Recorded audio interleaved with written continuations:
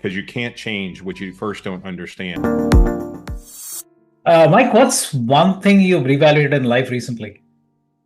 I had back surgery just a couple of weeks ago, and what was a routine surgery, I woke up in recovery, and I couldn't move or feel my right leg. And I walked into surgery, and I could do that, and made me think about what had happened if I'd walked out, came out, and I couldn't feel both legs. And it gave me perspective for how sometimes we don't value the fact that we have two legs, we're upright, we can walk, and so it's just reevaluating how you think and how you live every single day. Who's your role model and why?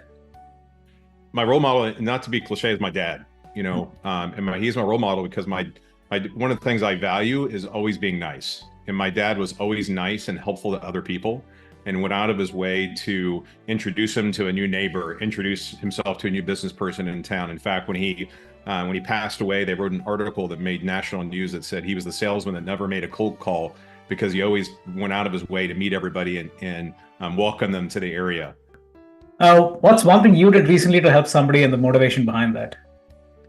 I believe every in life, you should view every relationship as a bank, and you should always aim to make as many deposits in those account relationships as possible. And so, just this week, I get approached by recruiters that are asking me if I'm interested in the job. And I always like to refer, people I know that are looking for their next move. And so this week I had the opportunity to do that. And it's just, I feel like if you pay it forward, they'll be there for your time in need if you make those deposits in all those accounts. Last question, how would you describe yourself in a single word? My wife would probably say determined, but I would say student.